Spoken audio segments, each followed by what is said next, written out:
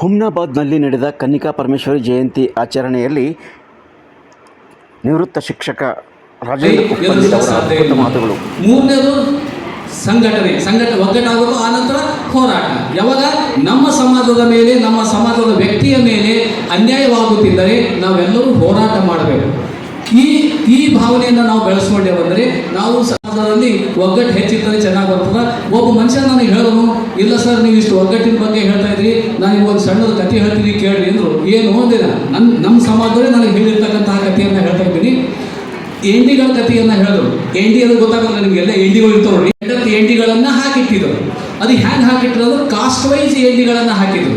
Muslim ಎಂಡಿಗಳು, then Christian ಏಡಿಗಳು, ಹಾಗೂ ಲಿಂಗಾಯತ್ ಏಡಿಗಳು, ಹಾಗೂ ಕೋಮ್ಟಿ ಏಡಿಗಳು ಅಂತ ಹೀಗೆ ಮಾಡಿಟ್ಟಿರಂತ. ಅಂದಾಗ ನಾನು ಏನು ವ್ಯತ್ಯಾಸ ಅಂತ ಕೇಳ. 3 ಡಕ್ಕಣ ಮೇಲೆ ಮುಸ್ಲಿಂ ಏಡಿಗಳ ಮೇಲೆ ಡಕ್ಕಣ ಮುಚ್ಚಿದಿತ್ತು, ಕ್ರಿಶ್ಚಿಯನ್ ಏಡಿಗಳ ಮೇಲೆ ಡಕ್ಕಣ ಮುಚ್ಚಿದಿತ್ತು, ಲಿಂಗಾಯತ್ ಏಡಿಗಳ ಮೇಲೆ ಡಕ್ಕಣ ಮುಚ್ಚಿದಿತ್ತು, ಕೋಮ್ಟಿ ಏಡಿಗಳ ಮೇಲೆ ಡಕ್ಕಣ ಮುಚ್ಚಿದಿಲ್ಲ. ಎಕ್ಸಿಬಿಷನ್ ಬಂದ, ಅವ ಕೇಳ, ಸರ್ ಎಲ್ಲರ ಮೇಲೂ ಡಕ್ಕಣ ಮುಚ್ಚಿರಿ, ಈ ಕೋಮ್ಟಿಗರ ಏಡಿ ಮೇಲೆ ಯಾಕೆ ಡಕ್ಕಣ ಮುಚ್ಚಿಲ್ಲ? ಅದಕ್ಕೆ ಅವ ಹೇಳ್ದ, ಸರ್ ಇದಕ್ಕೆ ಡಕ್ಕಣ ಮುಚ್ಚೋ ಅವಶ್ಯಕತೆ ಇಲ್ಲ ಸರ್. ಯಾಕಂದ್ರೆ ಒಂದು ಏಡಿ ಮ್ಯಾಲ ಹೋಗುತ್ತೋ ಅಂತ ತಿಳಿದು ಸರ್, ಮತ್ತೊಂದು ಏಡಿ ಕಾಲಿಟ್ಟು ಕೆಳಗೆ ಎಳೀತು ಸರ್. ಕೆಳಗೆ ಎಳೆಯ ಮನೋಭಾವನೆ ಇರ್ಬೋದಲ್ಲ ಸರ್, ಅವ್ರ ಸಹಿತ ಮುಚ್ಚೋ ಅವಶ್ಯಕತೆ ಇಲ್ಲ ಅಂತವ. ನಾನು ಹಾಗೆ ಹೇಳ್ತೀನಿ, ಇಲ್ಲ ಅದು ಸತ್ಯದ. ಇವ್ರದ್ದು ಒಂದು ಹೆಸರು ಮುಸ್ಲಿಂ ಏಡಿಗಳ ಡಕ್ಕಣನ್ನ ತೆಗೆದು ವರ್ಷ ಕಾತ್ ಹೋಯ್ತಾವು. ಯಾಕಂದ್ರೆ ಯೂನಿಟಿ ಅದ ಅವ್ರ ಬಲ್ಲಿ, ಏನದ ಅವ್ರ ಬಲ್ಲಿ ಯೂನಿಟಿ ಇರೋದ್ರಿಂದ ವಸ್ತು ಹೋಯ್ತಾವ.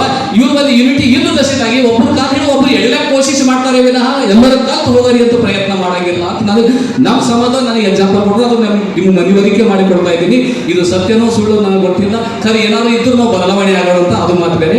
ಆದರೆ ಇನ್ನೊಂದು ಹೇಳೋ ಬಯಸ್ತೀರಿ, ಯಾಕಂದ್ರೆ ಎಲ್ಲರೂ ಸೈಲೆಂಟ್ ಆಗಿದ್ರಿ. ಒಂದು ಜೋಕನ್ನು ಹೇಳ್ತೀನಿ, ಜೋಕ್ ಹೇಳಿ ಮುಂದಿನ ಕಾರ್ಯಕ್ರಮವನ್ನು ಪ್ರಾರಂಭ ಮಾಡ್ತೀನಿ. ನಾನು ಹೆಂಡತಿಗೆ ಹೇಳಿದೆ ಕೊಡಕ್ಕೆ ಹೋಗ್ತೀನಿ ಅಂದ್ರೆ ಹೋಗ್ರಿ ಅಂತಂದು. ಹೋಗಿ ಕೇಸಿ ಮತ್ತು ನಾನು ಹಾಸ್ಪಿಟಲಿಂದ ಬೇಗ ವಾಪಸ್ ಬಂದೆ. ಯಾಕ್ರಿ ಜಲ್ದಿ ಬಂದ್ರಿ ಅಂತ ಅವ್ರು ಕೇಳಿದ್ರು, ನೀನು ಲಗ್ನ ಆಗ್ಯದ ಅಂತ ಕೇಳಿದ್ರು. ಹೌದು ಲಗ್ನ ಆಗ್ಯದ ಅಂತ ಹೇಳ್ದ. ಲಗ್ನ ಆಗ್ಯದ ಅಂದ್ರೆ ನೀನು ತೋಮಲ ಹೋಗಿ ವಾಪಸ್ ಅಂದ್ರು. ಯಾಕ್ರಿ ಅಂದ, ಹೆಂಡತಿನೇ ಒಟ್ಟು ನೀನು ರಕ್ತ ಕುಡಿದಿದ್ದ ನಿನ್ನ ಮೇಲೆ ರಕ್ತ ಹಿಡಿಯ ಕೈ ಅಂತ